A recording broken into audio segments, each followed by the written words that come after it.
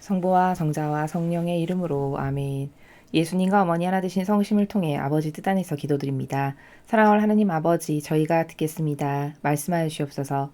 또 올바르게 깨달아서 이런 새로운 신적 질서와 진리가 저희들의 사고방식이 될 수 있도록 저희들의 자아에서 발로된 모든 역겨운 사고방식을 다 뽑아서 어머니 발 아래 봉헌드리오니 이 모든 것은 짓밟아 없애버려 주시고 이제 신적 질서, 계명, 진리에 근거한 그 원칙들이 저희들의 사고방식이 될 수 있도록 축복하여 주시옵소서. 또한 대한민국에 아버지께 정말 충직할 수 있는 많은 종들을 보내주시어 이제 아버지의 뜻이 친히 군림하시고 통치하시고 지배하시고 정복하시는 나라가 될 수 있도록 축복하여 주시옵소서. 이 모든 기도 우리 주 예수 그리스도의 이름으로 기도드리나이다. 아멘. 성부와 성자와 성령의 이름으로 아멘. 안녕하십니까. 하느님의 뜻 성교의 피아수녀입니다. 오늘도 여러분들과 함께 성경 말씀을 통해서 하느님 아버지께서 자녀들에게 가르쳐주시는 진리의 나라 함께 학습해 보도록 하겠습니다. 2021년 7월 20일 연중제 16주간 화요일입니다. 제1독서 탈출기 14장 21절에서 15장 1절까지의 말씀입니다. 그 무렵 모세가 바다 위로 손을 뻗었다. 주님께서는 밤새도록 거센 쇳바람으로 바닷물을 밀어내시어 바다를 마른 땅으로 만드셨다. 그리하여 바닷물이 갈라지자 이스라엘 자손들이 바다 가운데로 마른 땅을 걸어 들어갔다. 물은 그들 좌우에서 벽이 되어 주었다.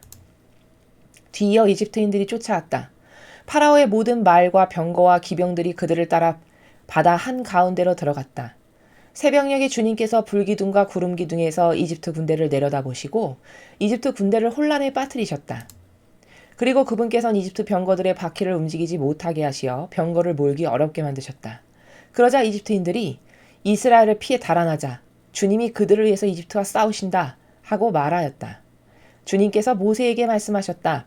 바다 위로 손을 뻗어 이집트인들과 그들의 병거와 기병들 위로 물이 되돌아오게 하여라. 모세가 바다 위로 손을 뻗었다. 날이 새자 물이 제자리로 되돌아왔다.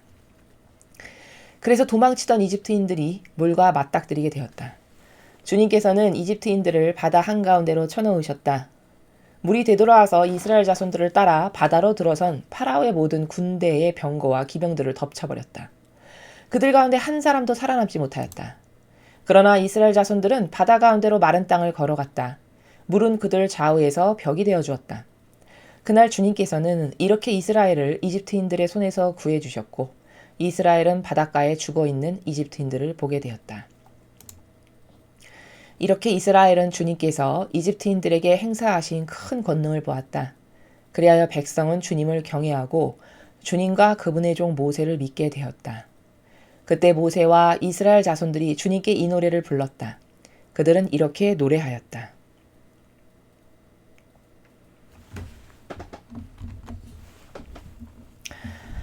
오늘 여러분은 이제 탈출기에서 모세를 통해서 아버지의 뜻이 백성들을 이끄셔서 탈출기의 가장 하이라이트죠. 홍해바다가 갈라지게 하셔서 그 바다를 걸어가게 하시는 위대하신 아버지의 권능을 오늘 지금 함께 보셨습니다. 하느님께서는 과연 전지전능하시다. 이 사실을 오늘 우리가 일독서를 통해서 반드시 새롭게 인식해야만 합니다. 지금까지 우리의 인식체계가 희박해서 하느님께서 전지전능하시다는 것에 대한 믿음이 굉장히 희박했다면 오늘 이 일독서 탈출기의 말씀을 보시고는 아버지께는 불가능한 일이라는 건 없는 거구나. 그렇다면 내가 원하는 이러이러한 것들은 왜 안 일어나지?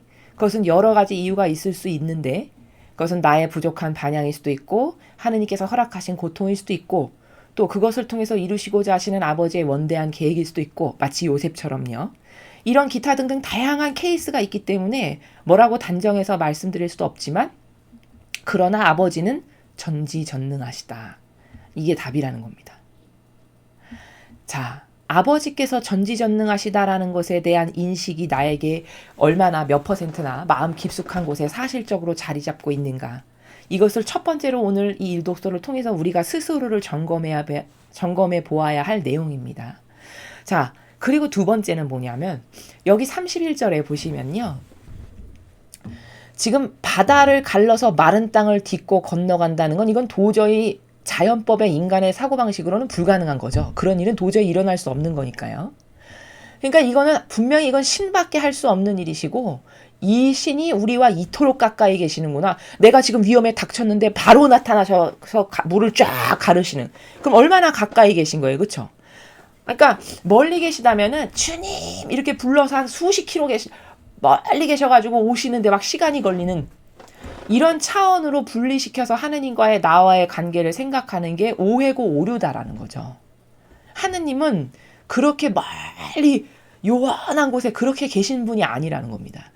지금 제가 이렇게 여러분에게 이 강의로 진리의 나라를 전하는 이 순간에도 지금 저와 함께 하시고요. 여러분과 함께 하십니다. 지금 이런 강의를 다 듣고 계세요. 이게 사실적으로 아버지를 인식하는 나라가 되어야 한다는 내용입니다. 자, 아버지에 대한 인식이 이래야 한다는 걸 어제 제가 복음 해설에서도 말씀을 드렸죠. 그리고 두 번째로 중요하게 여기서 봐야 될 거는 지금 이스라엘 백성이 이게 사람의 힘으로 도저히 불가능한 거를 바다를 가르면서도 건너왔어요. 그리고 또 그 갈라진 물을 되돌아 엎어가지고 그 병사들을 다 죽이시는 이런 걸 자신들의 눈앞에서 사실적으로 목격했단 말이죠. 31절에 이렇게 고백하죠. 이스라엘은 주님께서 이집트인들에게 행사하신 큰 권능을 보았다. 이렇게 증언하고 있죠. 자기의 두 눈으로 똑똑히 본 겁니다. 이 육의 차원에서도.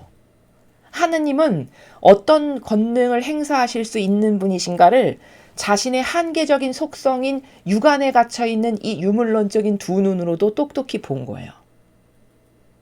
그리하여 백성은 주님을 경외하고 주님과 그분의 종 모세를 믿게 되었다. 자, 얼마나 인간의 한계성이 참 비참하냐면요. 자기 눈으로 이제 보고 나서야 비로소 모세를 믿게 된 거예요. 백성이. 주님과 그분의 종 모세를 믿게 되었다. 이렇게 전해주고 있죠. 이제서야 육으로 눈으로 확인하고 나니까 하느님이 진짜 계시구나. 하느님은 이렇게 바다도 가르실 수 있는 분이구나. 저 모세라는 사람은 하느님의 진짜 충직한 일꾼이고 도구가 맞구나. 그걸 이제서야 유물론적 눈으로 보고 나서야 믿게 됐다라는 이 한계성을 보아야 된다는 겁니다. 자, 그러면 여기서 또 하나 발견해야 될 건 뭐냐? 자, 그럼 이제 믿었잖아요? 믿게 되었다 이렇게 표현을 했어요. 여기 분명히. 믿게 되었다. 자, 그러면 믿게 됐으니까 그럼 이제부터 이 백성이 해야 될 일은 뭐죠? 지속적이어야 되겠죠? 확인했잖아요. 자기 눈으로. 자기 두 눈으로. 그럼 이제 확인했으니까 더 이상 거기에 의구심을 가질 필요가 없죠. 그렇죠? 의구심을 갖거나 신뢰를 안 하거나 믿음을 희박하게 갖거나 이럴 필요가 없잖아요. 자기 두 눈으로 똑똑히 보았으니까. 그럼 이제 이 백성은 오늘 위대한 역사가 일어난 이 순간부터는 하느님을 지속적으로 믿고 신뢰했어야 되거든요. 자, 그런데 여러분이 다 아시다시피 이게 불과 얼마나 가던가요? 불과 얼마 못 갔습니다. 그리고는 메추리알은 지겨워 죽겠다. 뭐 만나 이거 지겨워 죽겠다. 만나 지겨워 죽겠다 해서 고기 내려주니까 이거 고기야 이것도 지겹다. 그렇게 불평불만이 또 나와요. 이런 일을 겪었는데도. 그게 뭐 1년 후에 있었던 일이 아니죠. 불과 얼마 지나지 않아서 그런 일이 또 발생합니다. 또 불평불만을 하고요. 그리고는 또 모세가 잠깐 자리를 비워서 아버지로부터 위대한 계명인 10개의 계명을 받으러 간 사이에 금송아지 묶고 뭐 부어라 마셔라 해가면서 축제를 벌이고 이게 우리의 하느님이다 신이다 이러면서 놀고 이런 일을 또 저지르죠. 그러면은 이거는 도대체 뭘까? 이렇게 나약하고요. 이 정도로 절대성이 부족하고요. 이 정도로 항구하게 어떤 것에 대한 믿음과 신뢰를 변절시키지 않을 만큼의 어떤 지력이나 올바른 의지나 이런 게 없는 거죠. 이게 참 비참한 겁니다. 인간이 이 정도밖에 안 되나. 그렇게 하느님이 도저히 다른 민족에게는 단 한 번도 보여주신 적 없는 정말 범접할 수 없는 기적이죠. 바다를 가른다는 거는. 여러분 한번 상상을 해보십시오. 지금 동해바다가 우리 눈앞에 쫙 갈라져가지고 그 땅을 밟고 건너간다라고 여러분이 당사자라고 생각을 해보세요. 그걸 어떤 아무 민족에게나 그런 기적을 확확 펼치실까요? 그런 거 아니거든요. 사랑하는 백성에게만 그런 기적도 펼치시고 그런 위대하고 원대하신 전지전능하심을 보이셔서 자 봐라 얘들아 내가 너희들의 아버지고 너희들을 보호하고 지키는 이런 주인이다라는 거를 간접적으로 드러내시는 거거든요. 그러니까 나를 신뢰해라. 또 나는 이런 하느님이다. 뭐 이런 기타 등등을 사랑하는 자녀들에게 보여주시는 거거든요. 그러면 그 정도의 권능과 기적과 위대한 전지전능하심을 목격했다면 그 정도의 당사자라면 이 백성은 저거 하나만 봤으면 저는 이제 됐습니다. 저는 아버지 앞으로 아버지께 올인, 죽는 날까지 올인, 평생 올인. 예를 들면 이런 어떤 정신이 있어야 되는 거거든요. 이런 절대성이. 근데 그런 절대성이 그 며칠을 못 가더라는 거죠. 그러니까 이게 얼마나 속성이 참 안 좋은 거냐면 라만 장군 같은 경우를 보세요. 예를 들어 그 사람 이방인이었죠. 하느님 모르던 사람이었습니다. 근데 그 라만 장군이 하느님께 반향하는 것을 보세요. 물론 그 라만 장군도 아주 퍼펙트하게 하느님께 반향을 하지는 못했지만 그 나병이 있어가지고 몸을 낫게 해준데 저 연못에 7번 들어갔다 나왔다 하시오 이렇게 했잖아요. 근데 그 사람이 처음에는 그 말을 되게 시큰둥하게 받아들이죠. 장군이다 보니까 뭐 이렇게 엄청나고 대단한 큰 바위라도 짊어지고 가고 뭐 이런 거를 해야 나을 거라고 생각을 했던 거죠. 자신의 인간적인 사고방식의 한계가. 근데 옆에 있던 그 병사가 권고를 하잖아요. 그 어려운 것도 아닌데 한번 해보시라고. 그래가지고 7번 들락날락을 하죠. 과연 시키는 대로 하니까 몸이 깨끗하게 나았잖아요. 3살이 아기처럼 돋고. 그러니까 그 라만 장군이 과연 하느님밖에는 어떤 신도 안 계십니다. 이렇게 고백을 하죠. 그거 뭐 바다를 가른 거에 비하면 물론 그 사람에게도 그 기적이 대단한 거지만 평생 지병을 낫게 한 거니까 그거 뭐 홍해 바다를 가른 거에 비하면 그 사람에게 있는 일은 그 크기로 따진다면 별거 아닐 수도 있겠죠. 근데도 그 단 한 번의 하느님의 역사하심을 겪고 그렇게 반향을 하잖아요. 하느님 전혀 모르는데도. 이렇게 반향이 영혼마다 다르고 속성마다 다르다는 겁니다. 그래서 어떤 반향은 다니엘을 보니까 어느 정도로 훌륭했냐면 자기를 죽이려고 사자굴에도 집어던지고 불가마에 던져도 끄떡도 안 해요. 그 정도로 하느님을 전적으로 신뢰했던 거죠. 뭐 설사 죽는다 해도 그게 아버지 뜻이면 죽으면 되지. 이런 경지예요. 다니엘의 정신의 수준이. 그럼 그런 반향이 있는가 하면 오늘 이스라엘은 31절을 보면은 이 문장을 그대로 해석을 하면요. 큰 권능을 보았대요. 이스라엘 백성이. 그냥 권능도 아니고 큰 권능이라고 여기 표현했습니다. 분명히. 어마어마한 기적 사건을 체험한 거죠. 이 사람들의 입장에서는. 죽기 직전, 일보 직전, 군사가 따라와서 이제 죽은 목숨이구나. 이런 직전에 물이 갈라져가지고 거기를 건너갔어요. 그리고 그걸 엎으셔서 그 병사들을 바다에 가둬서 죽여버리시는 이런 걸 자신들이 목격을 했어요. 엄청난 권능을 본 거죠. 하느님이 이런 분이시구나. 자, 그래서 그걸 목격해가지고 그 다음부터 백성은 주님을 경외했대요. 우리의 하느님밖에 안 계셔. 하느님 사랑합니다. 뭐 이런 걸 했다는 거예요. 그리고 주님과 그분의 종 모세를 믿게 됐다. 그렇게 이 앞에서는 모세한테 불평불만을 끊임없이 하죠. 어쩌자고 끌어내가지고 말이야. 이집트에서 죽었으면 차라리 그게 낫지. 이 광야에서 말라 죽일 작정이요? 이러면서 대들고 따지고 덤비죠. 그 정도였어요. 그 백성의 수준이. 근데 오늘 이렇게 큰 권능을 보았으면 이제 이게 지속적으로 쭉 가야 되잖아요. 근데 그렇지가 못하더라는 거죠. 우리가 다 알고 있다시피. 그럼 여기서 뭘 발견해야 되냐는 거죠. 우리가. 인간의 속성 중에 어떤 게 저급한 거고 어떤 걸 버려야 발전이 있는 건가.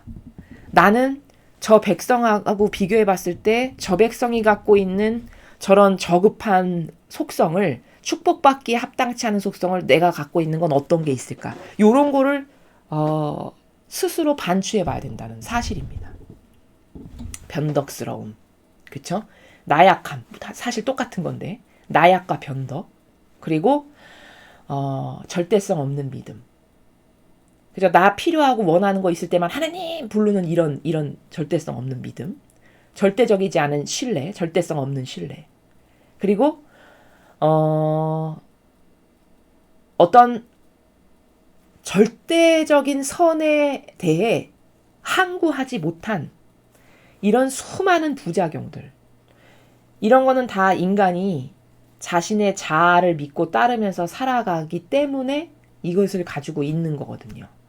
즉 자신의 자아를 믿고 따르면서 살아간다는 건 더 개념의 차원에서 말하면 뭐냐면 내 자애심과 이기심을 따르면서 살아가기 때문에 그렇다는 거예요. 불평불만 왜 할까요? 당장 내가 불편하고 힘들거든요. 당장 나에게 손해가 닥치거든요. 이러니까 불평불만이 나와요. 이 백성의 불평불만, 또 하느님을 절대적으로 신뢰하지 못했다는 결정적 증거가 금송아지 만들고 거기서 축제하고 노래 부르고 부어라 마셔라 했던 이런 거. 그러면 이렇게 큰 권능을 봐가지고 경애했던 이건 다 어디 갔습니까? 이 정신은 다 어디 갔어요? 금세 그건 다 까먹고 없어진 거죠. 다 망각한 겁니다. 그럼 이 정도로 얄팍한 거예요, 인격이. 이 정도로 빈 깡통같이 아주 그냥 가벼운 거죠. 어떤 절대적인 신뢰를 두고 살아가는 이런 정신세계가 없는 거죠. 그저 이들에게 지배적인 정신세계는 당장 나한테 이득되는 거. 당장 이득되는 거, 그것만이 중요해요. 먹을 거 없으니까 짜증내고 신경질 내고, 물 없으니까 짜증내고 신경질 내고. 그쵸? 뭐가 불편해. 짜증내고 신경질 내고, 니 탓이야. 이게 이들의 정신세계의 다입니다. 그럼 우리는 이들과 다른가? 나는 그런 거 갖고 있지 않나? 조금만 나에게 손해가 다가오고 고통스럽고 희생할 거리가 생기면 나는 불평불만으로 여태까지 쌓아놨던 걸 다 엎어버리는 이런 속성은 없는가? 이런 것을 점검해 보아야 한다는 사실입니다. 그리고는 이런 사고를 하면 더 도움이 돼요. 어떤 사고냐? 그런 내가 마음에 드는가? 내가 나를 생각해 봤을 때 내가 그렇게 얄팍한 인격인데다가 냄비처럼 가벼운 그렇게 절대성을 두는 믿음도 없고, 그쵸?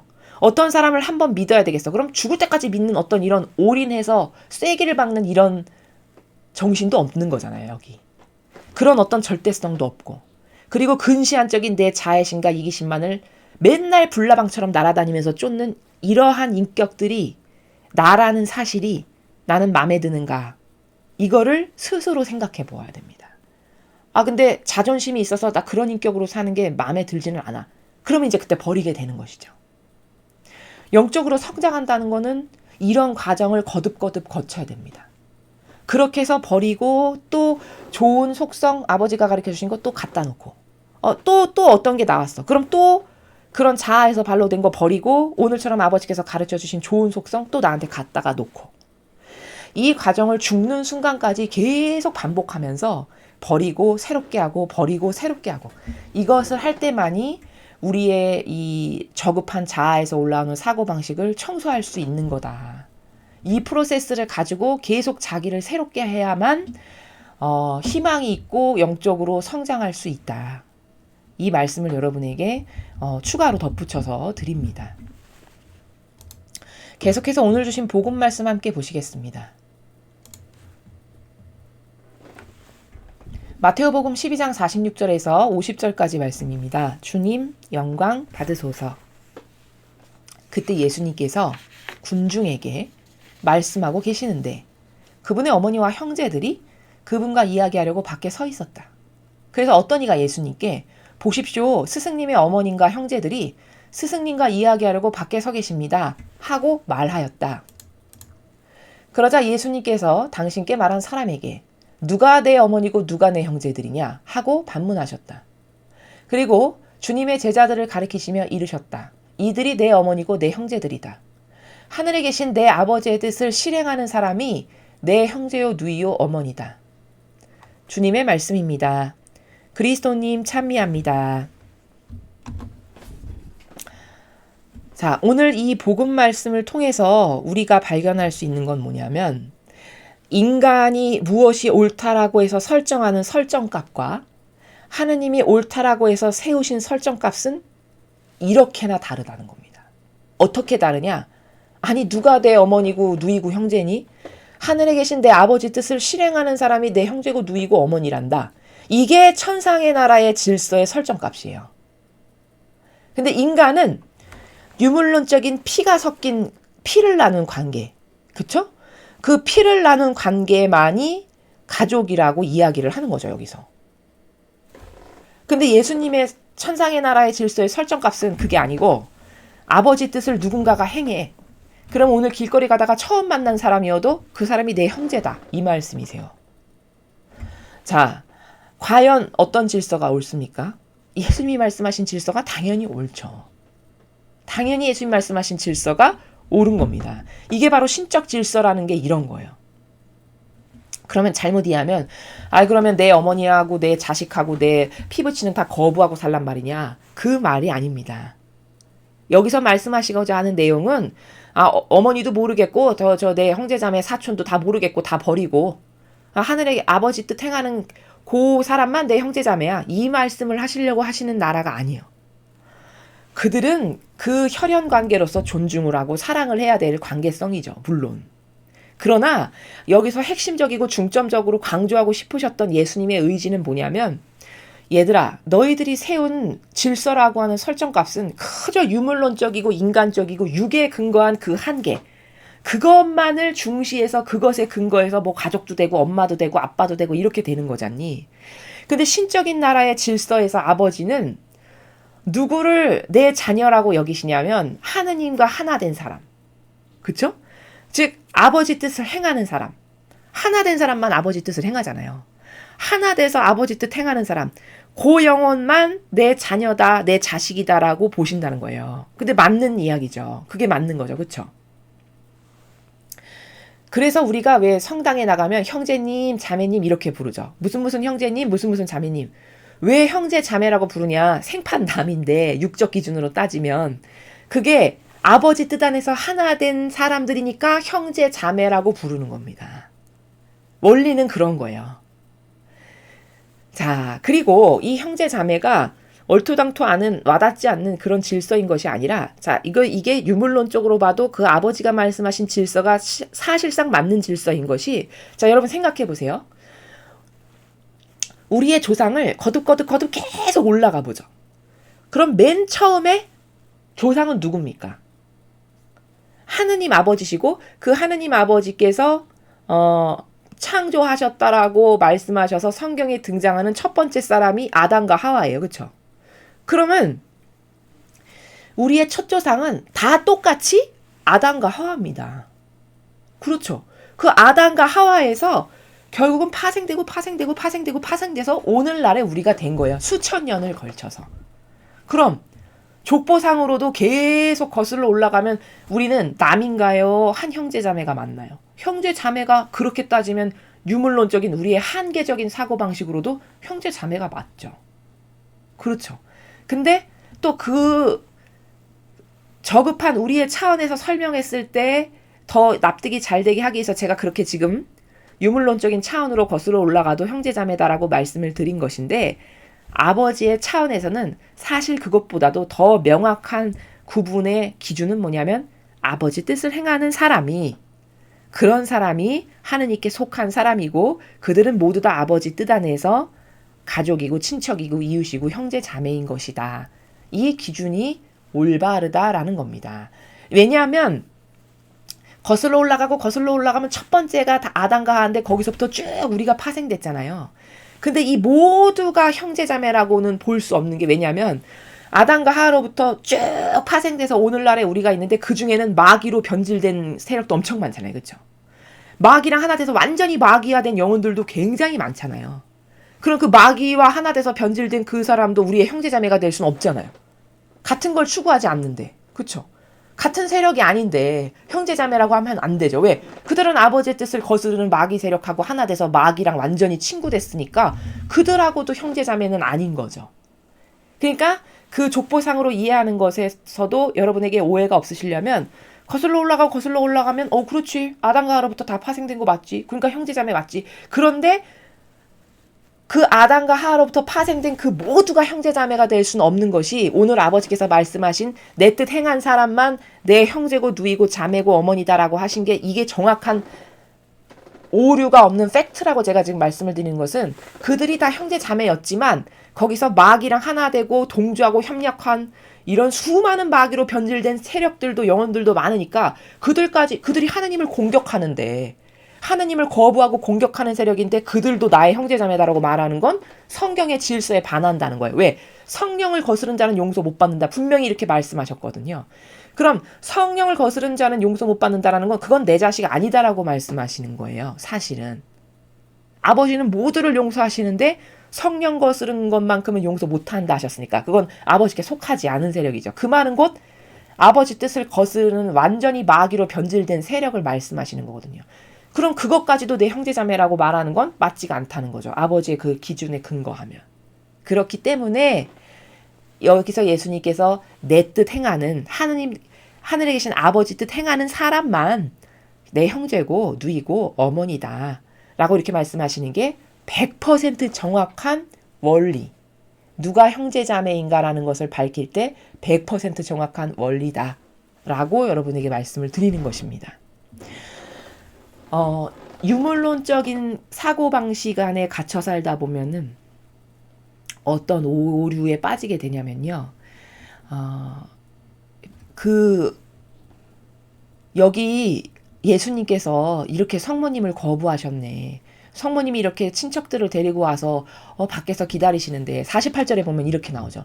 누가 내 어머니고 누가 내 형제들이냐 하고 반문하셨다. 이 구절을 들어서 잘못된 인식을 가지고 계신 분들이 여기 봐 어머니 이렇게 거부당하셨네. 예수님이 자기 어머니를 거부했네 친히. 요 관점으로 보는 악이 또 있어요. 그거는 그 오류에 왜 빠졌냐. 그게 바로 유물론적이고 눈에 보이는 것에만 치우쳐서 뭐든지 분별하고 생각하고 말하는 사고방식밖에 없어서 그래요. 즉 신적 사고방식이 아니라 그런 겁니다. 여기 지금 48절에 예수님께서 아니 누가 내 어머니고 누가 내 형제들이냐. 봐봐 성모님은 예수님한테 이렇게 버림받으신 존재야. 어머니라고 인정을 안 하셨네. 요렇게 활용하는 거는 마귀 자체인 게 예수님께서 지금 말씀하신 이 행간의 나라가 성모님을 거부하고 형제들을 거부하려는 목적으로 말씀하신 게 아니죠. 이 말씀을 하신 이유는 성모님 당신 제 어머니 아닙니다. 이 의도에서 이 말씀을 하신 게 아니라 신적 질서가 무엇인지를 모르는 그 사람들에게 너희들이 갖고 있는 자연법의 질서는 사실 옳지 않은 거고 신적인 질서라는 것은 이런 것이다 라는 것을 설명하시기 위해 들어가는 그냥 서두지 이게 어머니를 거부하기 위한 의도를 가지고 말씀하신 나라가 아니다라는 거예요. 그거 누구나 알 수 있는 거잖아요. 조금만 보면 그쵸? 행간을. 근데 그것만 딱 띄어다가 봐라. 예수님도 성모님을 이렇게 인정 안 하셨고 자기 어머니라고 받아들이지 않으셨어. 이렇게 말하는 거는 지극히 유물론적이고 인간적이고 육적 기호에 근거한 사고방식으로 이 예수님의 말씀을 보아서 그런 오류에 빠지게 되는 거다. 이것을 추가적으로 여러분에게 말씀을 드립니다. 자, 오늘 일독서는 그 아버지께서 전지전능하시다는 사실. 그렇게 전지전능하셔서 못할 것이 단 하나도 없으신 분이 우리의 아버지시라는 사실입니다.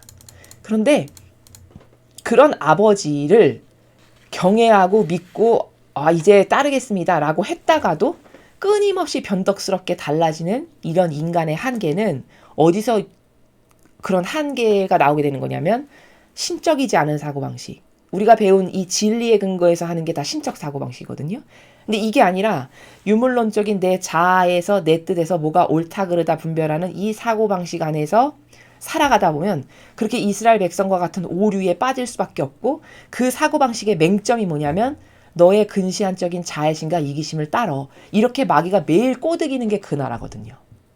그렇기 때문에 그것에 계속 빠지면 남는 건 자애심과 이기심의 근거에서 맨날 내가 좋아지는 것만을 일평생 선택하는 이것밖에는 남지 않는다는 겁니다.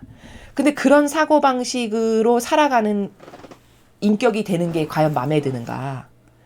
스스로를 돌아보면서 다양한 객관화를 통해서 발견하고 깨달았으면 버리는 이런 과정이 우리에게 필요하다라는 내용을 말씀을 드리고요.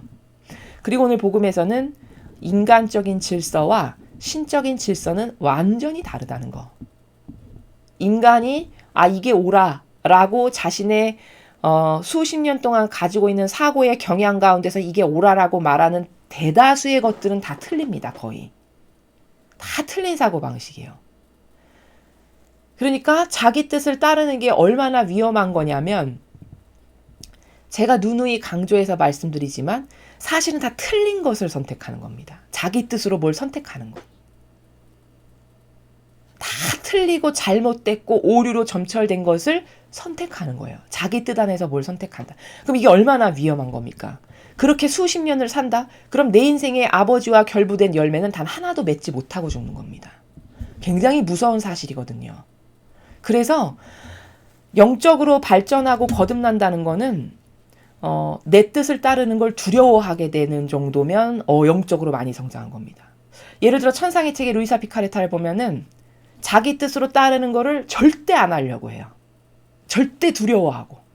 그게 뭐냐면 그만큼 깨달은 거거든요. 그만큼 정신세계가 자기 뜻이 얼마나 역겨운 것인지를 깨달았기 때문에 그렇게 반향을 할 수 있는 거거든요. 여러분들도 여러분의 뜻으로 뭘 선택하고 살고 결정하는 게 얼마나 위험한 일인지를 자꾸 스스로 반추하고 깨달아보고 또 생각하고 이렇게 해보셔야 된다는 거죠. 그래야만 내가 내 뜻으로 이렇게 했는데 이것도 마음에 안 들고 이것도 오류 났고 저것도 마음에 안 들고 이런 과정을 계속 거듭거듭 되새기고 또 아니구나 되새기고 또 아니구나 이거를 반복해서 잘못된 것을 자꾸 버리고 새로운 것을 이 진리의 근거에서 배운 이런 것을 자꾸 내 영혼 안에 가져다 놓는 어머니의 도움을 청하면서 그런 것을 할 때만이 우리가 훌륭한 영혼이 될 수 있고 훌륭한 사고방식과 인격을 갖춘 아버지 마음에 드는 자녀가 될 수 있다. 이 사실을 여러분들께서 오늘 꼭 요거 하나를 주지하시고 마음에 새기셨으면 좋겠습니다. 이상으로 2021년 7월 20일 연중 제16주간 화요일 복음에서를 마치겠습니다. 감사합니다.